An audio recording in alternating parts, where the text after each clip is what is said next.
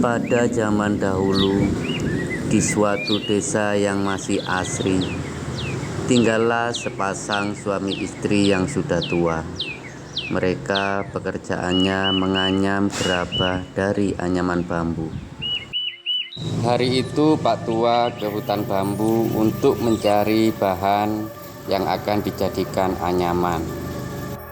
Setelah di hutan bambu, Pak Tua terkejut karena melihat ada sebatang bambu yang bercahaya. Karena penasaran, Pak Tua pun mendekati batang bambu yang bercahaya itu. Dan Pak Tua memutuskan untuk memotong batang bambu yang mengeluarkan cahaya. Betapa terkejutnya Pak Tua setelah batang bambu itu dipotong. Ternyata di dalamnya ada seorang bayi perempuan yang sangat cantik. Pak Tua tersenyum kegirangan dan segera membawanya pulang untuk diberitahu kepada istrinya. Sesampainya di rumah, Pak Tua langsung menunjukkan bayi itu kepada istrinya.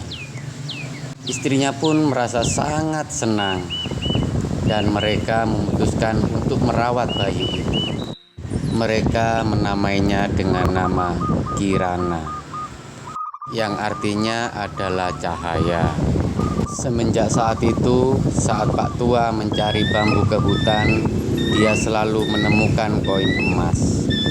Dan kehidupan Pak Tua dan istrinya pun semakin membaik. Dengan berjalannya waktu, bayi kecil itu pun tumbuh menjadi anak yang sangat lucu dan cantik. Sepasang suami istri itu sangat senang karena rumahnya tidak lagi menjadi sepi. 15 tahun kemudian, putri kecil itu telah menjadi seorang gadis yang sangat cantik.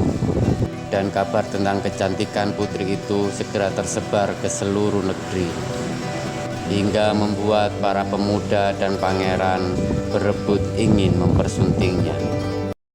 Hari itu para pangeran dan para pemuda sepakat untuk meminang Kirana bersama-sama. Dan biarkan Kirana yang memilih di antara mereka. Setelah mengetahui apa maksud kedatangan para pemuda dan pangeran, sang putri pun mengajukan persyaratan kepada mereka. Para pemuda dan pangeran menanyakan apa syarat yang harus kami penuhi. Baiklah, kalau kalian ingin meminangku, penuhi dulu persyaratanku. Yang pertama, bawakan aku bunga tunjung biru. Dia hanya mekar di saat gerhana bulan. Yang kedua, bawakan aku batu 7 warna. Batu itu ada di mahkota seekor naga laut selatan. Yang ketiga, bawakan aku seekor merak yang berbulu emas. Merak itu hanya ada di hutan kegelapan. Yang keempat, bawakan aku tongkat emas yang menancap di dasar laut, di mana ombaknya selalu bergelora. Dan yang terakhir, bawakan aku air kehidupan. Air itu berada di sumur kecil di sebuah goa, dan tak satu orang pun yang tahu di mana keberadaannya. Para pemuda dan pangeran merasa ini adalah syarat yang tidak masuk akal. Mereka pun membatalkan niatnya untuk meminang Kirana karena merasa tidak akan mampu untuk memenuhi persyaratan yang diajukan oleh Kirana. Hingga kabar itu terdengar oleh seorang pangeran dari kerajaan yang berkuasa saat itu. Pangeran mengumpulkan para pejabat dan bertanya kepada mereka, apakah ada di antara kalian yang tahu kabar tentang seorang gadis bernama Kirana? Konon, kecantikan Kirana mampu membuat para pangeran dan para pemuda tergila-gila. Tolong, carikan aku informasi tentang Kirana. Aku ingin membuktikan sebetapa cantiknya Kirana itu.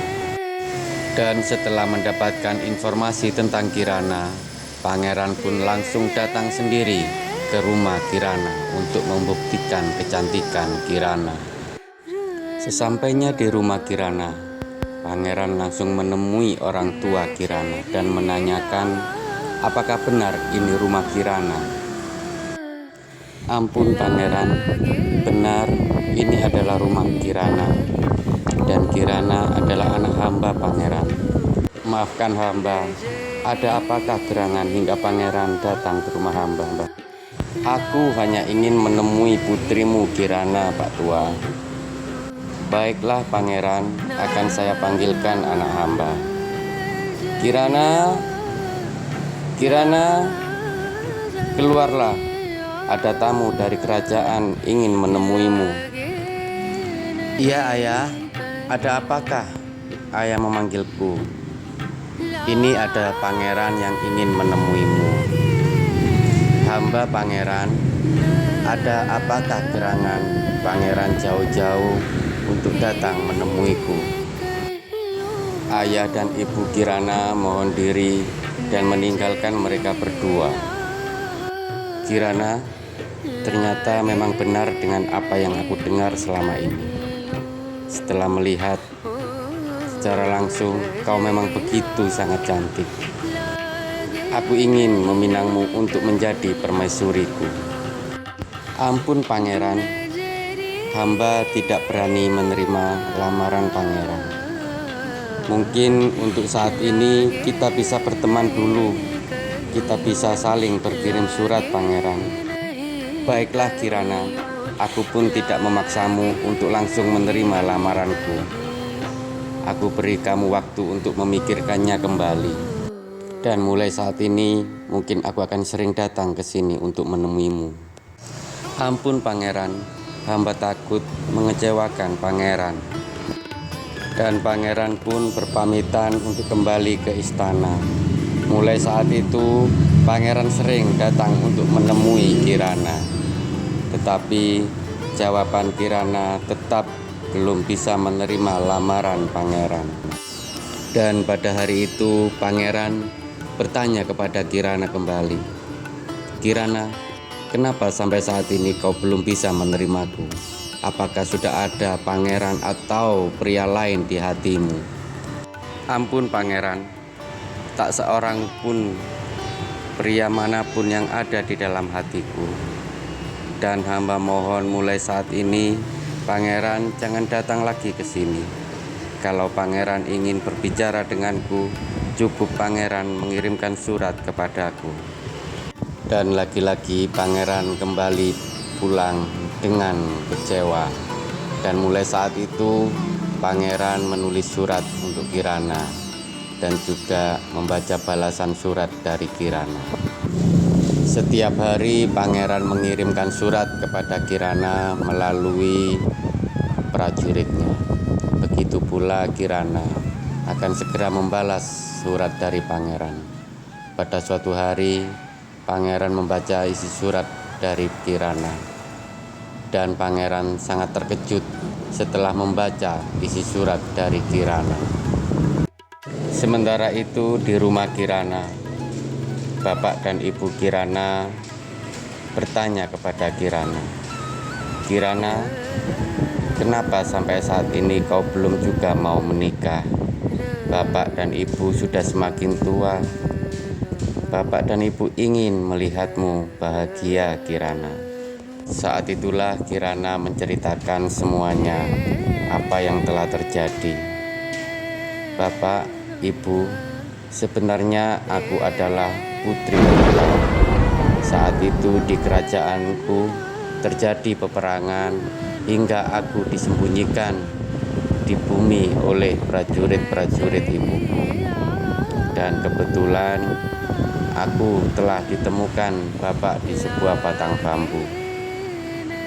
Dan prajurit-prajuritku selalu mengirimkan koin emas kepada Bapak yang telah ditemukan di hutan bambu. Aku sudah mengira bahwa ini akan terjadi. Tapi mengapa begitu cepat? Dan apakah kamu tidak bisa tetap tinggal di bumi Kirana? Maafkan saya Bapak, Ibu. Putri Bulan telah mengabariku bahwa ini sudah waktunya.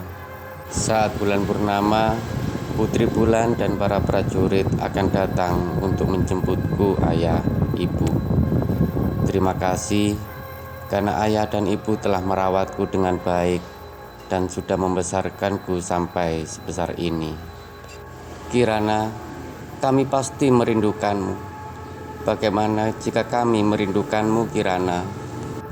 Bapak, Ibu, di saat bulan purnama, lihatlah pada bulan itu. Di sana ada bayangan hitam.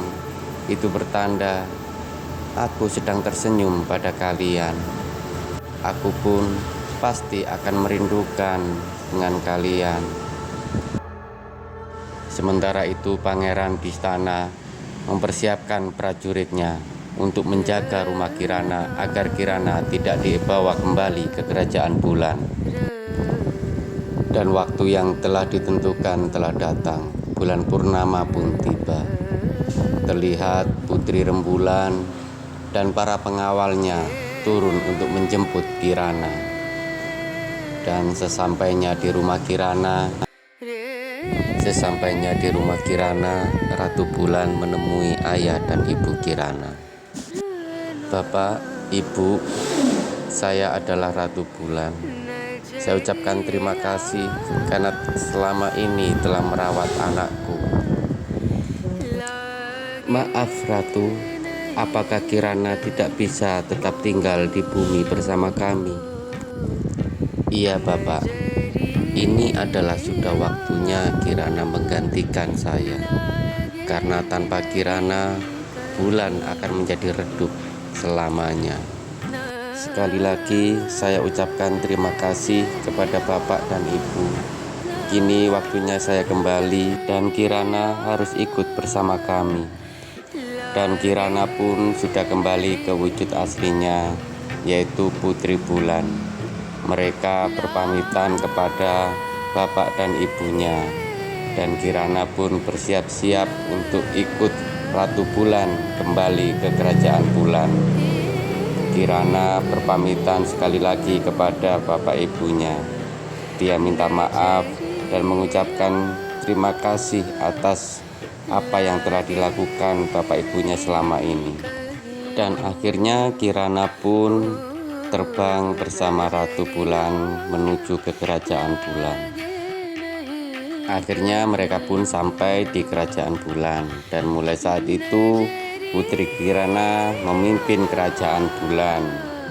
Sampailah pada purnama pertama saat Kirana tidak bersama bapak ibunya. Maka bapak ibunya pun tersenyum melihat bulan purnama. Terlihat bayangan hitam yang itu adalah simbol Putri Kirana yang sedang tersenyum terhadap mereka. Pangeran pun menikmati bulan purnama dari balik jendela kamarnya. Kirana, setiap purnama aku akan membakar selembar surat untukmu. Di saat asap ini mencapai bulan, aku yakin kau akan memahami apa yang telah aku maksud dan mengerti apa isi suratku. Demikianlah cerita tentang Kirana atau Putri Bulan. Dan sampai saat ini masih ada sebagian masyarakat yang meyakini bahwa di saat bulan purnama dan terlihat bercak hitam di bulan itu adalah jelmaan dari Putri Kirana atau Putri Bulan. Terima kasih telah mendengarkan cerita ini. Sampai jumpa di cerita-cerita selanjutnya. Dan jangan lupa dukung channel saya dengan subscribe, like, dan share.